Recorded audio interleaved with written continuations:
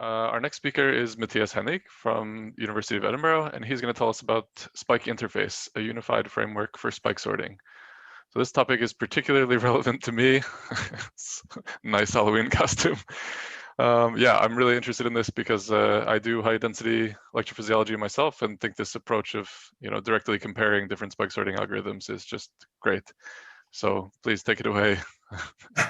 Terrifying, Matthias. Thanks, Benjamin. Okay, so this doesn't work. I think my audio is very bad. Also, my horns don't show, so I'm gonna just shapeshift for a second. Okay, so I come back to my normal form for this. Can't really do a talk. I'll share my screen. There we are. Okay. Oh, the chat has gone now. So there it is. Right. Okay, so I'd like to talk about SpikeInterface, and that's interesting, hopefully, to people who do extracellular electrophysiological recordings. I will also talk a little bit about the ideas behind it, and I think this is the general idea can be applied in other domains as well. So to get an idea what people are interested in, what you could do, all of you listening, is maybe to write a few words what you do. So are you recording from neurons extracellularly? Are you doing analysis? It would be quite interesting to see that in the chat. So I'll try and monitor that as I go along and can react accordingly. So I've made a very short presentation here so that we can discuss. I've got lots of extra material as well. Okay, so what SpikeInterface is essentially is simply a Python package, and that allows you to run multiple sorters very easily on the same data set. And also it contains functionality for pre and post processing of the data, including curation of data. So there's a number of steps in these pipelines that are commonly used, and we've implemented or re-implemented a lot of those and made it as a part of the package. There are also tools for spike train comparison, and I'll show in a bit what this is good for. There's some basic data visualization included, and what you can do with it is you can put together complete reproducible workflows that go from the raw data all the way to perhaps a curated, automatically curated data set that you can then start to interpret. And of course, the need for this, so for me personally, we started working on this because we were working with data from 4,096 channel arrays. And this is an insane amount of data. And it turns out you realize, especially then, when you have no manual control over your data anymore, that you need a very systematic approach to analyze and curate the data. And you need to check your analysis in particular, perhaps using different methods, different spike sorters to see if it holds up. Okay, so this slide shows you what everybody does at the top, which is you record some data, you pipe it into the spike sorter, that outputs your sorted data, and then you go to MATLAB or Python and start analyzing it. And the same process using SpikeInterface just contains one extra addition. So we take a piece of raw data, and from that we create an object which we call recording extractor. And that's now an object which contains all the functions you ever need to work with this raw data.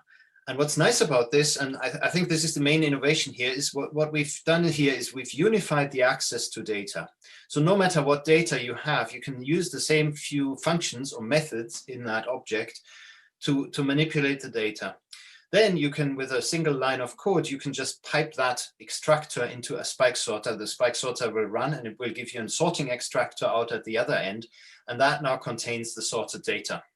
And again, we have methods that you commonly would use to access the spike trains and so on, right?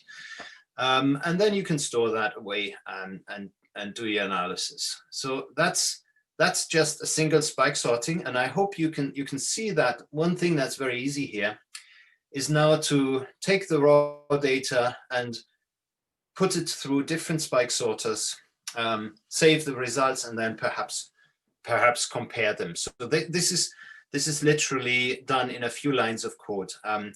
Of course, the spike sorting itself might take some time, but it runs essentially completely controlled by SpikeInterface. Right, so here's an overview of what we currently support. This has been growing quite a lot recently as people helped us to add different sorters and different file formats.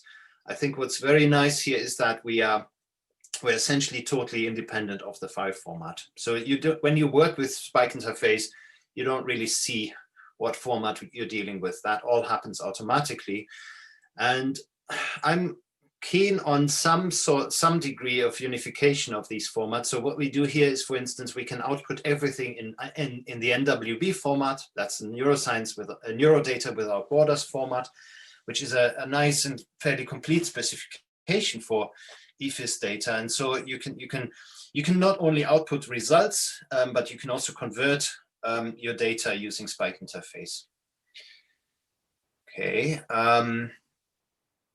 So, okay, I see there's a question. So input, Cyril asked, input raw non-curated data process, output curated raw data. No, so the output is the spike trains that you get from the raw recordings. That would be the typical output in a pipeline. And that comes out of a spike sorter. But we know no spike sorter is perfect. They have faults, I'll show the example shortly, but they give you lots of false positives. They might have units which are just not well sorted. And there are a number of methods available that can do this curation of the data to some extent automatically. Hand curation is still the standard, but I think will become harder and harder as the probe sizes increase. And so what SpikeInterface can do is it can apply these automatic curation methods to the data, and then you can save the curated result. So here's an example how it looks in practice. So we have a very typical and fairly simple pipeline here, where you start with the recording. You might want to do some filtering. So for example, if you use mountain sort, certainly a common median referencing is a useful thing to do. You could also bandpass filter, which improves the quality of the sorting. So you create a pipeline of steps, then you run the sorter, then you remove units which have very few spikes because you suspect those might be false positives, and then you can export everything for maybe manual curation. Two things to highlight here. So first of all, on the right, you can see the code that's associated with that. Each box literally is one line of code, which perform the step. Second thing is that everything that accesses data is done in a lazy way. So when you, for example, instantiate this bandpass filter, what happens is that the data will stay as it is, and data will only be filtered as soon as you request some data, right? So instantiating that filter costs you no time, and only once the spike sorter requests some data, then the filtering will be performed. So all of this is done lazily, which makes it quite efficient, because sometimes you might decide to discard, for example, a channel because it's noisy, and that data will never be filtered in this case because it's never requested. So, so there are things like that. Other things you can do very easily with a concept we call sub-extractors is, for example, if you want to only sort a particular time interval, you just create a new extractor based on the old extractor which points to a part of the data that you want to analyze, and then you can pipe that into a spike sorter straight away. We also have a graphical user interface on top of that Spikely, which just is a graphical system on top of SpikeInterface, which allows you to run these functions by clicking the mouse. Okay, here's one result we obtained quite some time ago now, and this is very consistent across all sorts of data sets we've looked at. What we do here simply is the sort of same data with 6 different spike sorters. And we look now, using our comparison tools, at the agreement between the sorters. So first of all, top left shows you here, you can see that the sorters return vastly different numbers of units.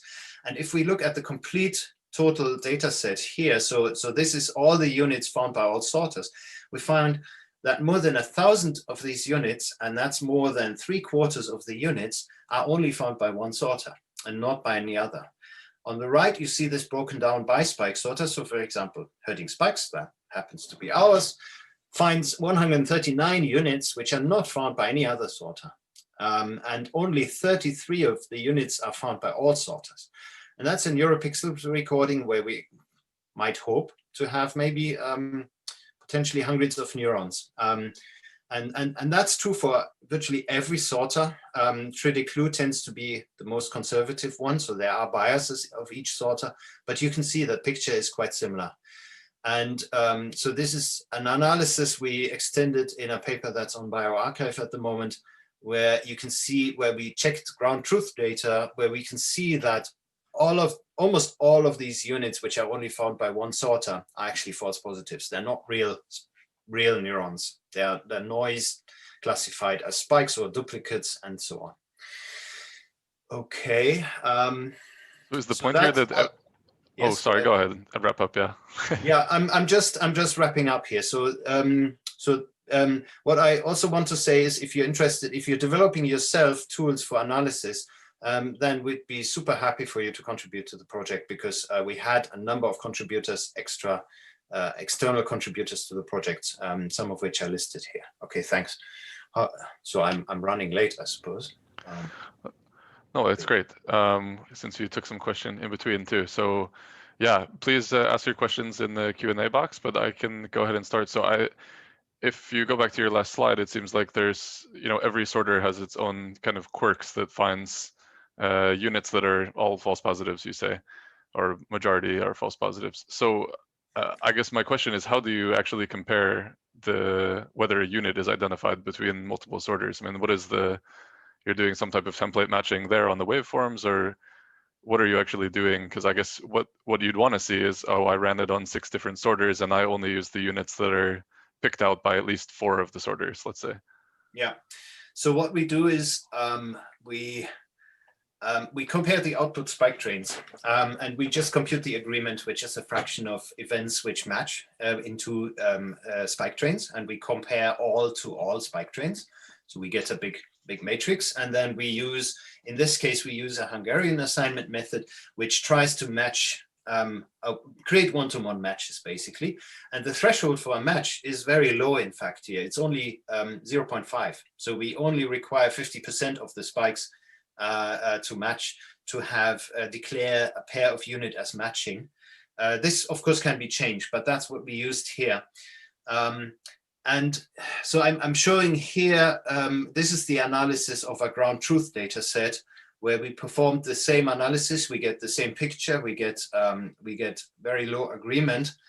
And without going into detail here, what we find is that, as I said, that virtually all of these units that are only found by one sorter are actually false positives, because in this ground truth data set, we know which spike trains correspond to true real neurons and which don't.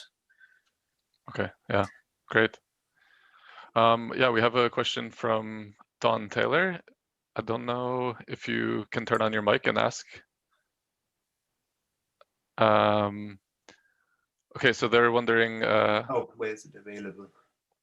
Okay, so it might be a bit risky. I'll paste the I'll paste the URL into the chat when I'm done here. Yeah, I can repaste it. There's a GitHub site where you can get the code. We have, oh yeah, there it is. There's a paper, there's a bioRxiv paper, there's a GitHub site. Yeah, the OpenEFIS site points to that. And on that GitHub site, you will find tutorials. There's also a YouTube tutorial somewhere, which one of us, Alessio, made as part of the NWB workshops, where you get a basic introduction in how to use it. And yes, yeah. Alessio, you should paste it into the chat. I can copy it. There we go. Thanks a lot, Alessio. Okay. Great, thank you again, Matthias. And we should move on to our final talk now. Maybe we'll have time to come back. Thanks, everyone. At the end. Thanks. Okay, so our final speaker will be Julien.